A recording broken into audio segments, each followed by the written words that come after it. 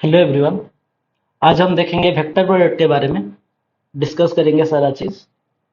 So first हम start कर रहे हैं कि डेफिनेशन क्या है वेक्टर प्रोडक्ट की। तो डेफिनेशन बेटा क्या है कि अगर आपके पास दो वेक्टर है और उनका जो एंड रिजल्ट है, प्रोडक्ट करने के बाद जो एंड रिजल्ट है वो भी एक वेक्टर क्वांटिटी आ रहा है, तो हम उस प्रोडक्ट को बोलेंगे वेक्टर प्रोडक्ट और क्रॉस प्रोडक्ट। तो डेफिनेशन आप लिख दो कि डेफिनेशन क्या होने वाला है। If the product of two vector quantities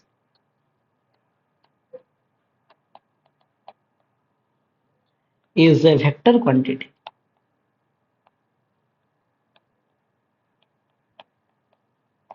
then the product is known as vector product।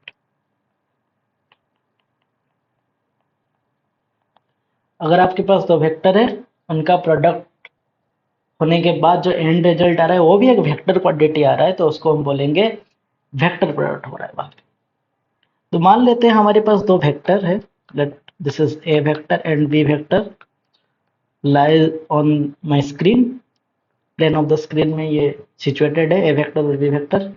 और दोनों के बीच एंगल क्या है बेटा? थीटा है। लेट, तो इनका जब हम क्रॉस प्रोडक्ट करेंगे या फिर वेक्टर प्रोडक्ट करेंगे, ये एक हमको वेक्टर क्वांटिटी देने वाला है। सो A cross B, cross product क्यों बोला जाता है? क्योंकि यहाँ पे क्रॉस साइन हम यूज करते हैं, दैट्स व्हाई हमको इसको हम क्रॉस प्रोडक्ट बोलते हैं। तो ए क्रॉस बी इस सम वेक्टर क्वांटिटी होना चाहिए। तो वेक्टर क्वांटिटी होना चाहिए मतलब क्या है? एक मैग्नीट्यूड रहेगा एंड दूसरा एक डायरेक्शन रहेगा। यही दो चीज चाहिए हमको एक वेक्टर क्वांटिटी में। तो जो ए क्रॉस बी हो रहा है, मैग्नीट्यूड में क्या हो रहा है बेटा? मैग्नीट्यूड में हो रहा है A B sine theta. And direction में क्या हो रहा है? डायरेक्शन के बारे में हम कंसिडर करेंगे या फिर डायरेक्शन के बारे में हम पढ़ाएंगे कि डायरेक्शन क्या होता है। बट अभी के लिए आप याद रखो कि ए क्रॉस बी क्या होता है? A B sine theta in magnitude. Direction के बारे में अभी पढ़ाएंगे। तो डायरेक्शन क्या होने वाला है? तो डायरेक्शन हम कैसे कंसिडर करेंगे? तो डायरेक्शन हम कैसे कंसिडर करेंगे देख लो। Direction of cross product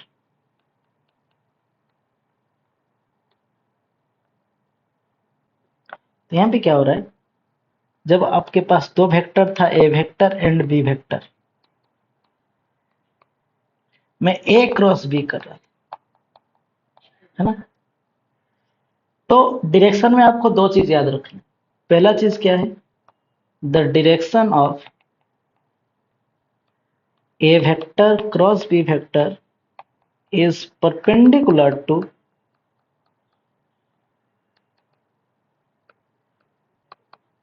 A vector and B vector both. ये फर्स्ट चीज है। मतलब जो डायरेक्शन होने वाला है ए क्रॉस बी का, वो ए वेक्टर को ही परपेंडिकुलर होगा एंड बी वेक्टर को ही परपेंडिकुलर होगा। तो मैं पहले ही बोल के रखा हूं कि ए वेक्टर क्या है एंड बी वेक्टर क्या है। ये प्लेन, एक प्लेन में लाई करते हैं। लेट अस कंसीडर ये स्क्रीन का प्लेन में लाई कर रहे हैं।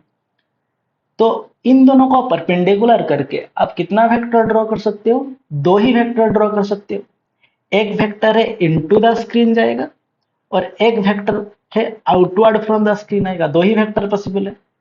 आइदर इनटू द स्क्रीन एक वेक्टर रह सकता है जो ए वेक्टर को एंड बी वेक्टर को परपेंडिकुलर करेगा, या फिर और वेक्टर रह सकता है जो आउटवर्ड फ्रॉम द स्क्रीन रहेगा, जो again A vector and B vector को परपेंडिकुलर करेगा। बट हमको कैसे पता चलेगा कि कौन सा ठीक है? हम इनटू द स्क्रीन लेंगे या फिर आउटवर्ड फ्रॉम द स्क्रीन लेंगे? तो इसके लिए आपको और एक चीज याद रखना पड़ेगा, जो होता है स्क्रू। जो होता है स्क्रू रूल।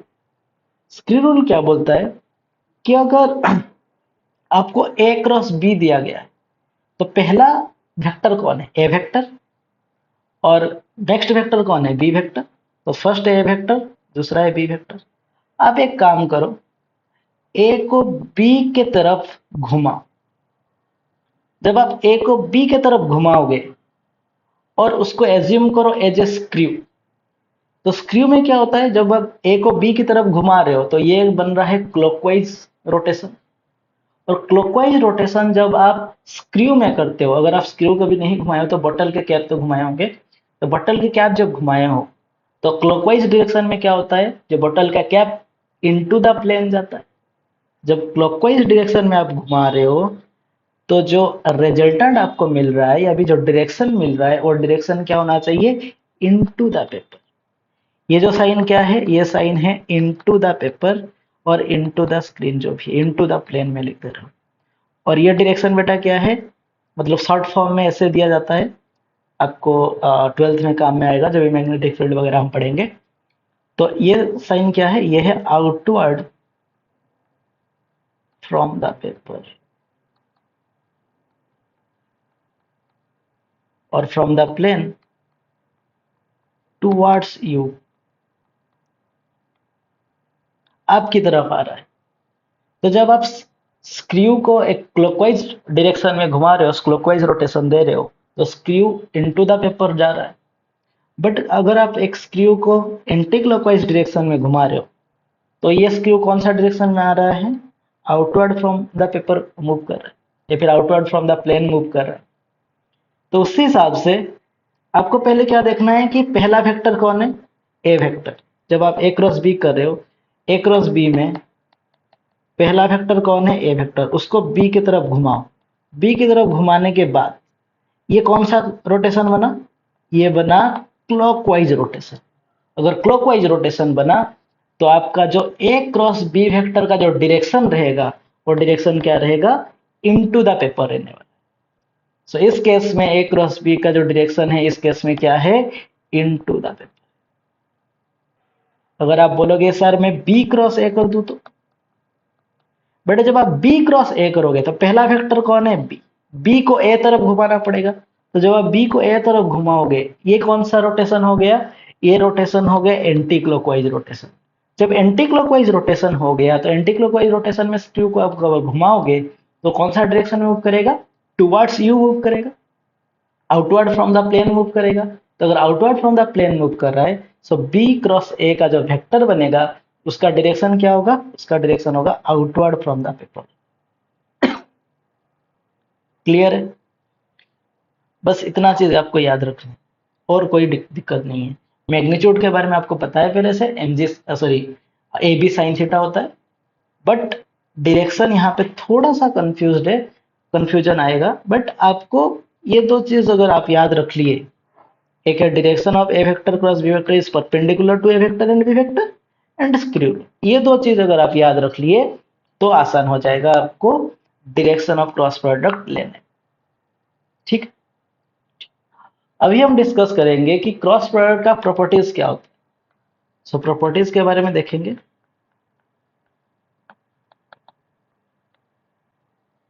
प्रॉपर्टीज क्या होता है, फर्स्ट प्रॉपर्टीज होता है A cross B is not equal to B cross. क्यों, क्योंकि ए क्रॉस बी का जो डायरेक्शन हम पिछले स्लाइड में देखे थे वो इनटू द पेपर था एंड बी क्रॉस ए का जो डायरेक्शन था वो आउटवर्ड फ्रॉम द पेपर था। इट मीन्स दोनों वेक्टर का मैग्नीट्यूड सेम हो सकता है बट डायरेक्शन सेम नहीं है। अगर डायरेक्शन सेम नहीं है तो वेक्टर सेम नहीं। So A cross B is not equal to B cross A. दूसरा चीज क्या है, ए क्रॉस बी को मैं क्या लिख सकता हूँ, minus of B cross A, क्योंकि दोनों का मैग्नीट्यूड सेम है, दोनों का मैग्नीट्यूड सेम है बट डायरेक्शन ऑपोजिट है। अगर ऑपोजिट डायरेक्शन है मैग्नीट्यूड सेम है तो उसको हम क्या बोलते हैं, नेगेटिव ऑफ ए वेक्टर बोलते हैं। दैट्स व्हाई यहाँ पे A cross B equal to minus B cross A होगी। थर्ड चीज में लिख सकता हूँ कि A cross B vector plus C vector करूँ तो ये डिस्ट्रीब्यूटिव लॉ फॉलो करता है which is equal to A cross B plus A cross C लिख सकते हैं। यहाँ पे आपको एक ध्यान से काम लेना है कि ए पहले है बी उसके बाद में, तो ए पहले बी उसके बाद फिर ए पहले उसके बाद सी, ऐसे लिखना है। आप अगर ए क्रॉस बी के जगह बी क्रॉस ए लिख दे रहे हो तो गलत हो जाएगा। पहले जो वेक्टर है उसके बाद जो वेक्टर है उसी टाइप का उसी ऑर्डर में लिखना पड़ेगा। अगर ए के बाद बी है तो ए के बाद बी ही लिखना पड़ेगा, ए के बाद सी है तो ए के बाद सी ही लिखना पड़ेगा। आप सी क्रॉस ए नहीं कर सकते क्योंकि A cross C and C cross A दोनों सेम नहीं। ठीक है, चौथा प्रॉपर्टी हम लिख सकते हैं A vector plus B vector cross C vector plus D vector, ऐसा है। तो हम लिख सकते हैं A vector cross C vector plus A vector cross D vector. इसको हम इसके साथ और इसके साथ मल्टीप्लाई कर दिए। उसके बाद बी को सी के साथ, बी को डी के साथ मल्टीप्लाई करना है। तो B vector cross C vector plus B vector cross D vector. Last property हम देख रहे हैं कि अगर दो पैरेलल वेक्टर है, दैट मीन्स मान लेते हैं कि A vector and B vector are parallel, let's say. अगर पैरेलल है तो दोनों के बीच एंगल कितना बनेगा? दोनों के बीच एंगल बनेगा 0 डिग्री। अगर एंगल 0 हो रहा है तो ए क्रॉस बी का वैल्यू कितना हो जाएगा बेटा? ए क्रॉस बी का वैल्यू हो जाएगा 0 वेक्टर या फिर नॉल वेक्टर।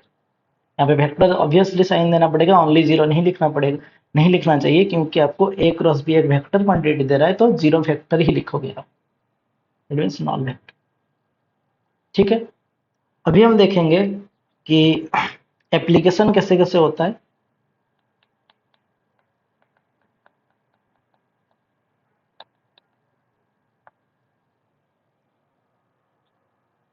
तो एप्लीकेशन में आप देखो, मैं बस ड्रॉ कर रहा हूं एक coordinate axis. Let's say this is X, this is Y and this is Z. ठीक, ये जो एक्स एक्सिस है मान लो टुवर्ड्स यू है, Y axis and Z axis are on the plane of the screen. Let us consider. तो अगर इसे आप एज्यूम कर रहे हो तो x का जो यूनिट वेक्टर है एलोंग x एक्सिस, जो यूनिट वेक्टर है वो हम डिस्कस किए थे, वो आई कैप है। y एक्सिस में जो यूनिट वेक्टर है वो j कैप है एंड z एक्सिस में जो यूनिट वेक्टर है वो k कैप है।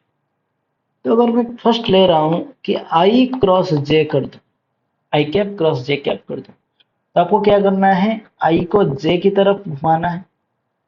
अगर i को आप j की तरफ घुमाओगे, दैट मीन्स x वेक्टर जो आई कैप वेक्टर था वो टुवर्ड्स यू था एंड उसको आप y के तरफ घुमा रहे हो, तो स्क्रू कौन सा डायरेक्शन में मूव करेगा? स्क्रू मूव करेगा z का डायरेक्शन। तो i क्रॉस j क्या हो गया? k cap. सिमिलरली आप देख सकते हो जे कैप क्रॉस के कैप, इसका वैल्यू बनेगा आई कैप। देख लो, जे को अगर आप के की तरफ टर्न करोगे तो स्क्रू कौन सा डायरेक्शन में आ रहा है? टुवर्ड्स यू आ रहा है। अगर टुवर्ड्स यू आ रहा है तो वो कौन सा वेक्टर है बेटा?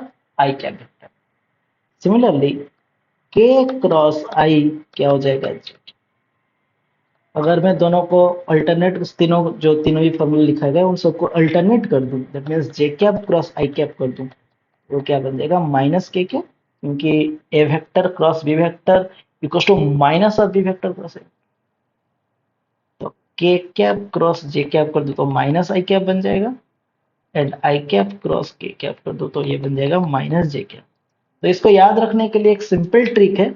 सिंपल ट्रिक क्या है? आप एक राउंड बस याद रखो एंड इसको आप आई जे के से दे दो।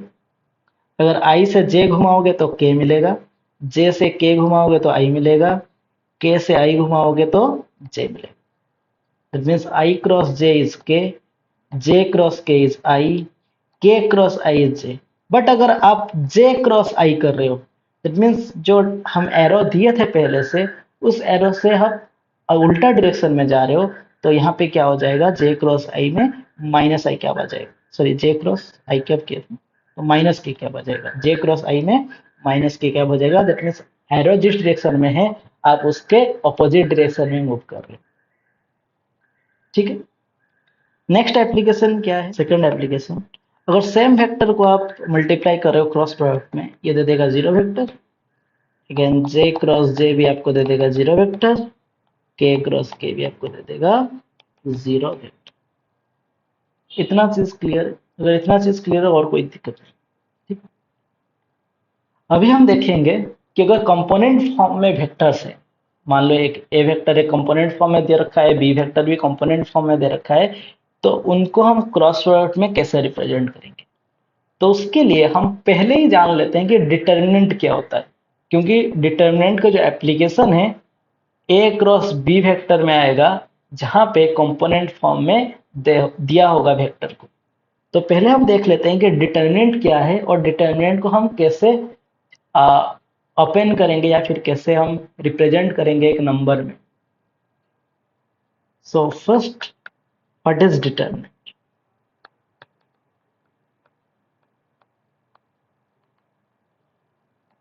तो मान लो कि आपके पास बहुत सारा नंबर्स है या फिर कोई भी बहुत सारा क्वांटिटीज है, बहुत सारा थिंग्स है, उसको आप एक अरेंजमेंट में रख रहे हो, एक एरे में रख रहे हो, एक रीअरेंजमेंट कर रहे हो या फिर अरेंजमेंट करके कोई एक फिक्स्ड पोजीशन पे रख रहे हो।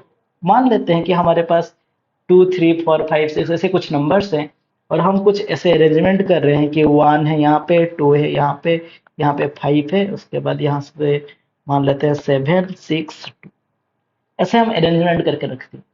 तो इस अरेंजमेंट को हम बोलेंगे मैट्रिक्स। और मैट्रिक्स में के लिए साइन कैसे दिया जाता है, इससे ब्रैकेट दिया जाता है, स्क्वायर ब्रैकेट। तो इसको हम क्या बोलेंगे, मैट्रिक्स। इस मैट्रिक्स में कितना रोज है, 2 रोज, और कॉलम कितना है, 1 2 3, 3 कॉलम। ठीक।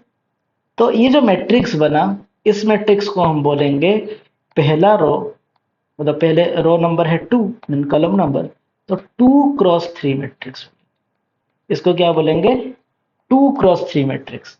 कितना नंबर ऑफ रोज है इनटू कितना नंबर ऑफ कॉलम्स है, दैट मैट्रिक्स, तो 2 × 3 मैट्रिक्स। ठीक। सो जब आपके पास जितना नंबर ऑफ रोज है उतना नंबर ऑफ कॉलम आ जाए, मतलब कुछ मैट्रिक्स बना, मान लो 1 2 3 5 6 2 4 2 1,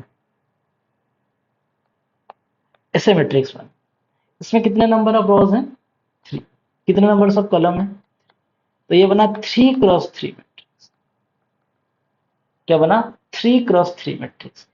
सो अगर number of rose equals number of columns हो जाए, तो इस मैट्रिक्स को हम क्या बोलेंगे, स्क्वायर मैट्रिक्स। क्या बोलेंगे, स्क्वायर मैट्रिक्स।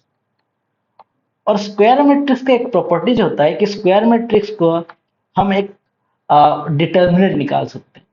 तो मान लेते हैं कि डिटर्मिनेंट का साइन ऐसा है, बस दो स्ट्रेट लाइन में रिप्रेजेंट किया जाता है। तो सेम नंबर हम लिखेंगे 1 2 3 5 6 2 4 2। ये एक 3 × 3 मैट्रिक्स है एंड 3 × 3 मैट्रिक्स स्क्वायर मैट्रिक्स है। तो स्क्वायर मैट्रिक्स का हम डिटर्मिनेंट निकाल सकते हैं, और कोई भी मैट्रिक्स का हम डिटर्मिनेंट नहीं निकाल सकते। ओनली जब स्क्वायर मैट्रिक्स रहेगा उसी का हम डिटर्मिनेंट निकाल सकते हैं। तो स्क्वायर मैट्रिक्स है आपके पास, तो आप क्या करोगे, इसका डिटर्मिनेंट कैसे निकालोगे। तो डिटर्मिनेंट निकालने के लिए बहुत आसान तरीका है, मैं सिखा देता हूँ आपको, क्योंकि डिटर्मिनेंट काम में आएगा।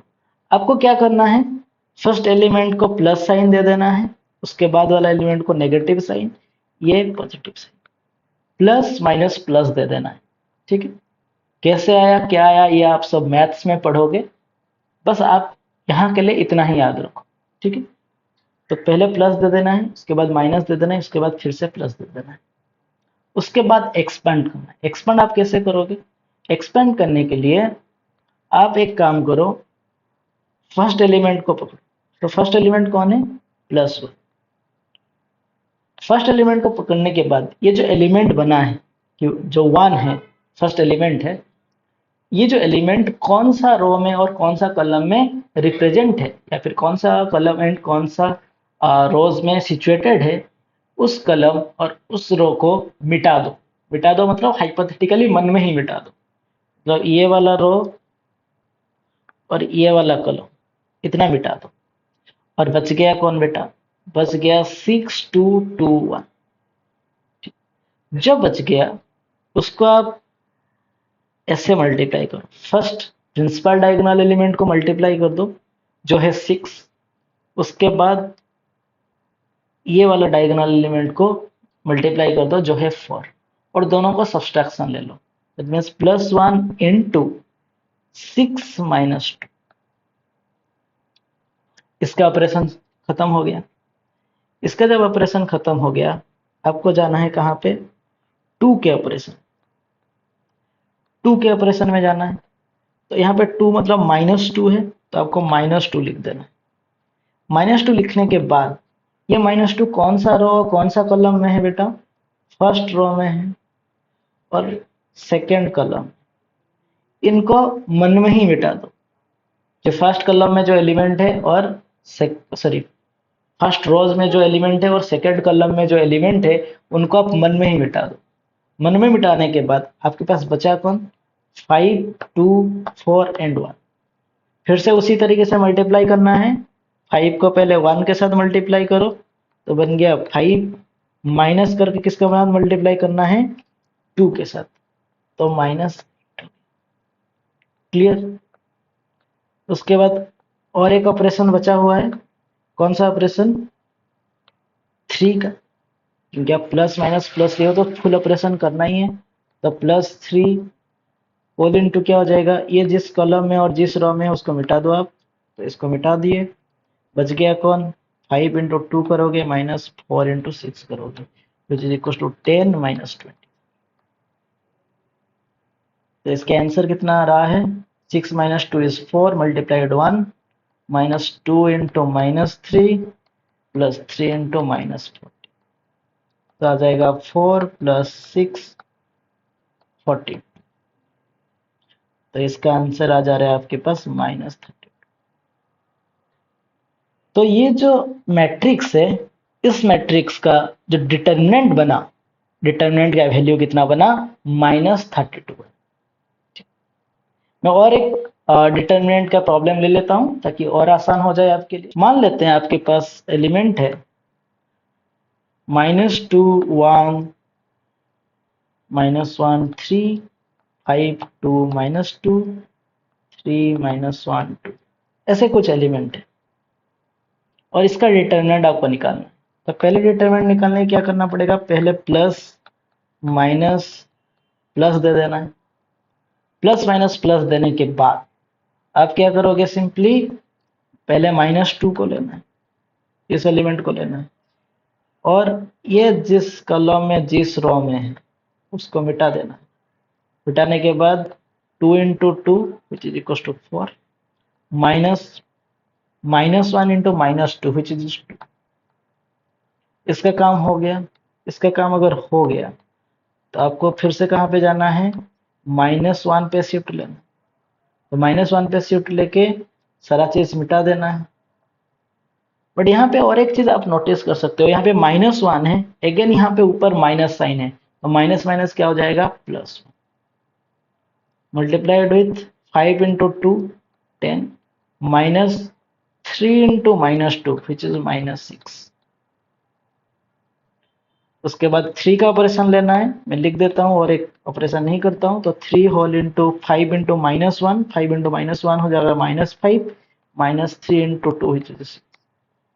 तो इसका वैल्यू कितना बनेगा? -2 into 2 plus 16 plus 3 into -11 is equals to -4 plus 16 minus 33. So -37 plus 16 which is equals to 21 minus.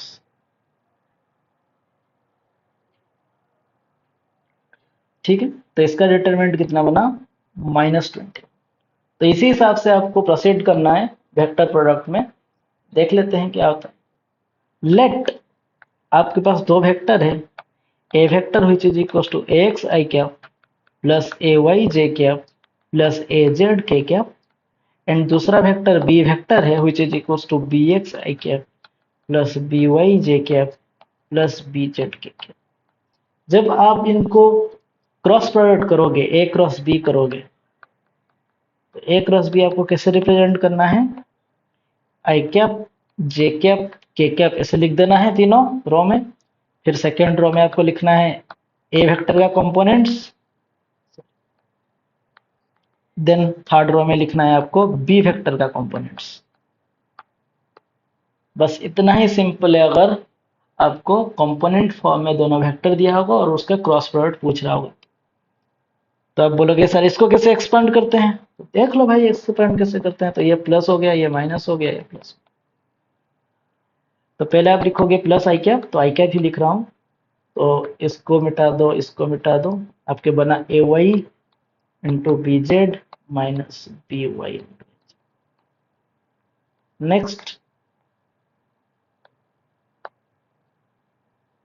Next आप करो जे कैप को ले लो तो माइनस जे कैप, तो इसको मिटा दो आप और इसको मिटा दो, तो बन गया A X B Z minus B X plus K cap लेने के बाद आपको सिमिलरली बनेगा, जो मैं लिख देता हूँ A X B Y minus A Y B X. This will be the formula for the cross product in the component form. तो आपको ये वाला फॉर्मूला याद रखने की जरूरत नहीं है, आप ये वाला फॉर्मूला से आराम से याद रख के क्वेश्चन सॉल्व कर सकते विदाउट एनी कंफ्यूजन। ओके, सो अभी हम देखेंगे कि what is the geometrical interpretation of the cross product. Geometrical interpretation,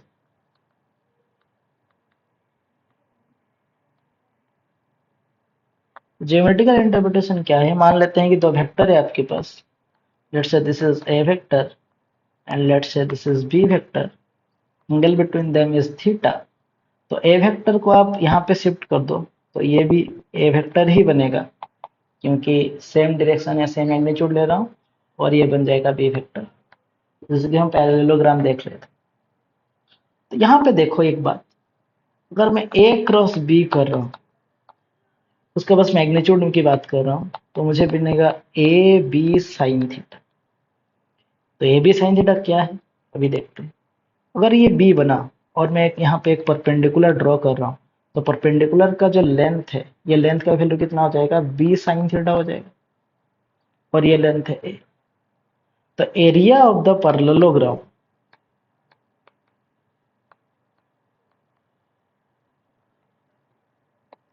ये क्या होता है? बेस इंटू हाइट होता है। तो बेस का लेंथ है ए और हाइट का लेंथ है ए बी साइन थीटा हो जाएगा, बी साइन थीटा, तो ए बी साइन थीटा उनका एरिया बनेगा। सो आप एक चीज नोटिस कर सकते हो यहाँ पे कि एरिया ऑफ द पैरेललोग्राम और क्रॉस प्रोडक्ट का जो मैग्नीट्यूड है वो दोनों सेम आ रहे हैं। अगर सेम आ रहे हैं तो ये ज्योमेट्रिकली क्या रिप्रेजेंट कर रहा है? ये ज्योमेट्रिकली रिप्रेजेंट कर रहा है कि अगर दो वेक्टर है आपके पास और वो एक पैरेललोग्राम बना रहे हैं, तो पैरेललोग्राम का जो एरिया बनेगा वो कहाँ से आएगा? क्रॉस प्रोडक्ट से। कहाँ से आएगा? ये क्रॉस प्रोडक्ट से आएगा। लेट आपके पास दो वेक्टर है, A vector and B vector, और कोई तीसरा वेक्टर है, लेट से सी वेक्टर। तो ये क्या फॉर्म कर रहे हैं? ये फॉर्म कर रहे हैं एक ट्राइंगल। क्वेश्चन पूछेगा कि इस ट्राइंगल का एरिया बताओ, तो आप सी वेक्टर को सिंपली यहाँ पे डिनोट कर देते हैं, ये सी वेक्टर हो गया। तो अगर ये सी वेक्टर हो गया, ये जो पैरेललोग्राम बनेगा, सॉरी ये जो ट्राइंगल बनेगा, उसका एरिया क्या हो जाएगा? एरिया बनेगा half into area of the parallelogram. So area of triangle equals to half into area of parallelogram, which is equals to half into area of the parallelogram क्या था? AB sin theta, which is equals to half A cross B। तो अगर आपके पास कोई भी एक triangle form कर रहा है, और जो ट्राइंगल फॉर्म कर रहा है दोनों साइड्स आपको पता है, दोनों साइड्स पता है और दोनों के बीच एंगल आपको पता है, तो आप आराम से उसका एरिया कैलकुलेट कर सकते हो by the help of cross product.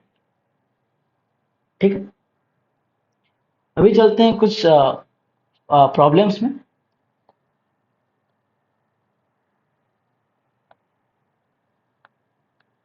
So question है, calculate the area of the triangle determined by two vectors, a vector equals to 3i cap plus 4j cap and b vector equals to minus 3i cap plus 7j। ठीक है, तो ये कैसे calculate करोगे? Area of the triangle क्या होता है? Half ए cross B होता है। ठीक है, तो हम लिख लेते हैं कि एरिया क्या होता है? Half magnitude of A cross B. आपको ए क्रॉस बी का दो ही फॉर्मूला पता है, इधर ए बी साइन थीटा या फिर डिटर्मिनेंट फॉर्म में। यहाँ पे थीटा गिवन है नहीं, तो आप कौन सा फॉर्म में जाओगे, डिटर्मिनेंट फॉर्म में जाओगे कैलकुलेट करने के लिए। तो हम पहले देख लेते हैं कि डिटर्मिनेंट फॉर्म में कैसे आता है। सो ए क्रॉस बी वेक्टर किसी डिटर्मिनेंट फॉर्म में आ जाएगा, ये आ जाएगा आई cap J cap K cap, ये हो जाएगा ए एक्स का कंपोनेंट है, एक्स मतलब 3 है और 4 है, यहाँ पे 0 है, के का कोई कंपोनेंट है नहीं, यहाँ पे -3 7 एंड 0। यहाँ पे आप मतलब कंफ्यूज मत होना, ये मैग्नीट्यूड रिप्रेजेंट करता है और ये डिटर्मिनेंट रिप्रेजेंट करता है, ठीक है, दोनों सिमिलर नहीं है। तो मैं अगर इसको एक्सपांड करूं तो ये प्लस, ये माइनस, ये प्लस, तो मैं लिख दूं plus I cap which is into 4 into 0 -7 into 0, तो 0 हुआ, माइनस जे कैप को जब आप अपेन करोगे तो क्या हो जाएगा 3 इंटू 0, सॉरी, तो ये हो जाएगा 3 into 0 which is 0 and -3 into 0 again 0, plus K cap को जब आप ऑपरेट करोगे तो क्या हो जाएगा 3 इंटू 7 विच इज 21 -4 इंटू -3 इधर -12, माइनस माइनस प्लस 12 हो जाएगा। तो इसका वैल्यू कितना बन रहा है 33 आई कैप। तो ए क्रॉस बी का मैग्नीट्यूड कितना बन जाएगा 33 ही बनेगा। सो एरिया क्या बन जाएगा half into 33 which is equal to 16.5 सब यूनिट।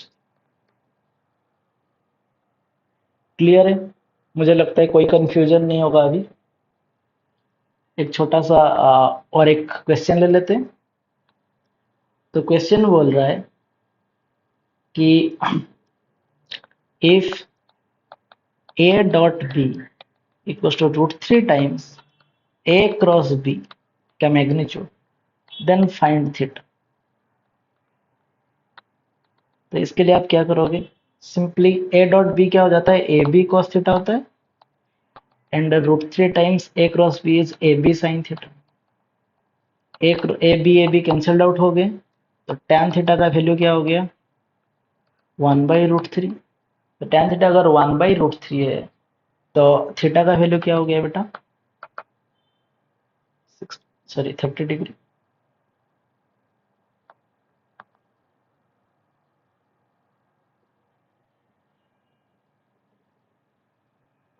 ठीक है, और एक क्वेश्चन है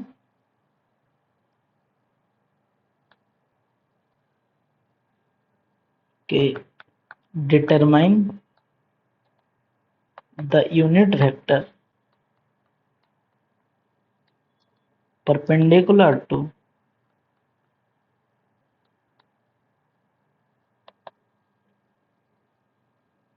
both vector a vector equals to 2i cap plus 3j cap plus 3k cap and b vector equals to 4i cap plus 2j cap minus k cap। तो ये जो question बोल रहा है कि आपको यूनिट वेक्टर फाइंड करना है जो कि ए वेक्टर और बी वेक्टर दोनों को परपेंडिकुलर रहेगा। तो इसके लिए आप क्या करोगे, आपको एक चीज पता है कि ए क्रॉस बी जो होता है उसका जो डायरेक्शन होता है बेटा, और डायरेक्शन हमेशा ए वेक्टर एंड बी वेक्टर दोनों का परपेंडिकुलर रहता है। तो अगर आपके पास ए क्रॉस बी का वेक्टर का वैल्यू आ जाए, ए क्रॉस बी वेक्टर आ जाए, तो आप क्या कर सकते हो, उसका यूनिट वेक्टर निकाल के बोल सकते हो कि ये जो वेक्टर आ रहा है ये ए वेक्टर एंड बी वेक्टर दोनों को परपेंडिकुलर है। तो हम क्या करेंगे इस क्वेश्चन के लिए, हम करेंगे ए क्रॉस बी का वेक्टर देखें। अगर ए क्रॉस बी का वेक्टर देखेंगे तो आपको मिलेगा I cap J cap K cap 2 3 3 4 2 minus plus minus plus ले लेते हैं और अपेन करते हैं इसको, तो plus I cap whole into -3 -6 this into this, then minus j cap whole into -2 -3 into 4 which is -12 and plus k cap whole into 4 into 3 into 12 is 3 into 4 is 12। तो इसका वैल्यू बनेगा -9 आई कैप प्लस 14 जे cap -8 के cap. तो ये एक vector बन रहा है, बट ये जो वेक्टर बना है ये यूनिट वेक्टर है नहीं, तो यूनिट वेक्टर जो रिक्वायर्ड वेक्टर है वो यूनिट वेक्टर है।